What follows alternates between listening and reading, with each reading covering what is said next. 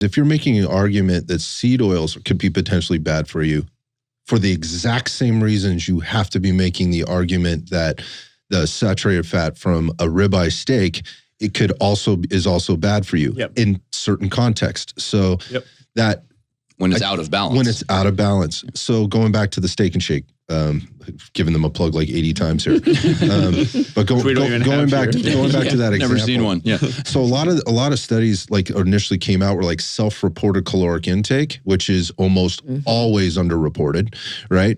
When we ask people to do that all the time, like they're always amazed. They think they're eating something when, eating a certain amount when they're eating way more or way less of something than they actually are. A recall of what we eat is bad. It's very hard to do. So unless that's very controlled, and again, that's what these studies are starting to nail down is controlling it more so they can actually get a real analysis of what's going on there.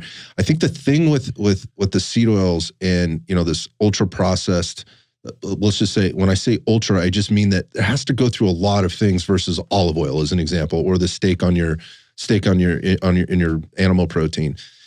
I think when you look at the larger context of this and I think about it, and which is why I will still remain in the camp of I'm going to try to eat as little of the seed oil as I possibly can, is because what we generally see is that high consumption of seed oil generally comes with just a shitty diet intake period.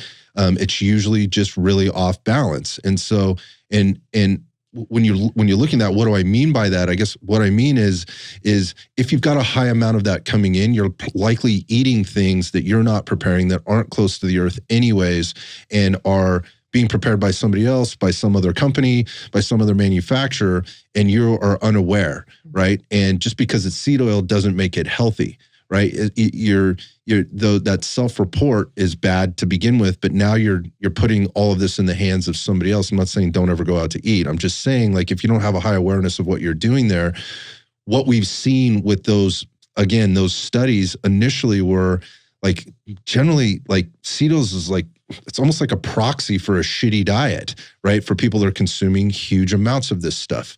So like, show me somebody that eats nothing but ultra processed food, fast food, whatever else all the time. That's the picture of health that you want to be. I challenge you to do that. I don't think you're going to find that. Well, and I think like you're saying, there's a term for those types of foods that's called highly palatable foods. And those foods that are onboarding, it's not, and again, kind of the point is it's not that directly the seed oil that's in that food is bad, but these foods that are low in nutrient density, high in caloric density, high in sugar, high in fat, which again, these things aren't necessarily bad. But compounding. And then the things with highly palatable foods, those are literally also foods that they're palatable even to the way of how they design it, to the color of it, the taste of it, the crunch of it, how the texture, how it feels more appealing. And it's easier to overconsume on that, right? Yep. It's a lot harder to overconsume on the thing that's very, which is sad that it's considered bland these days, but eating just blueberries, like yes, there's sugar in blueberries, but it's hard to get as much sugar from the blueberries as it is from Oreos, right? Right. So it's at a certain point, those foods, it's not just, again, our key point here is it's not that the seed oil is the thing that makes those foods bad. It's the culmination. It's onboarded with those things. It's adding all those negative aspects in culmination with everything else in addition. So. Which is why I will remain, on the platform of I would try to reduce those as much as possible in your diet. Because you're probably reducing your intake of a lot of other crappy stuff at the same time. What else you're onboarding and how much of it you're actually onboarding. For sure. So take the inflammation piece out of it. Take the hexane out of it, and the heating process and things out of it. There is research. So sorry, without taking the heating process out of it, there is research to show that as these oils are heated, reheated, heated again, that there can be some what's the deleterious effects, right? As you start to trickle down into the deeper metabolic process here. And so when you're thinking about this, like again, going back to the restaurant previously mentioned, the chain previously mentioned, think about that. Okay, so you're getting the fries, right? And I'm not saying don't ever eat the fries. I'm just saying think about how the fries are cooked. So the fries go into the oil, right? They're fried in that oil. The fries are pulled out. They're pulled out. They're served up. The next batch of potatoes or fries that may have already been pre-fried, right? And are going back into the fryer again, are going right back into that same oil. That oil gets heated up again. It gets heated up again. It gets heated up again.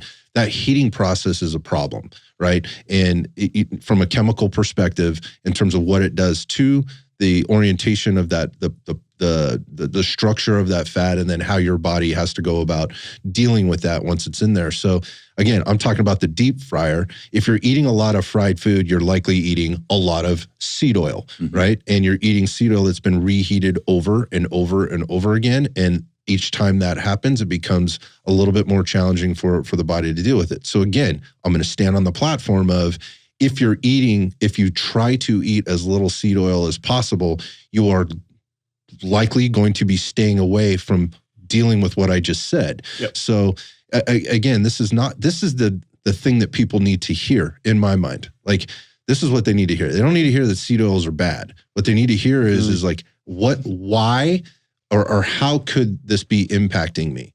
And if you try to keep it somewhat high level without going too deep on it, which is the problem and how it started. Like, if I start with you, and again, I've been at fault at this, but trying to educate people a little bit and navigate through it. Like, if you start with the leaky gut part, right, and then you get into the omega-6 versus omega-3 part, and you can kind of understand that. Like, oh, too much of that could be bad for my cardiovascular health, so I need to balance that out. So I need more omega-3s to balance that out.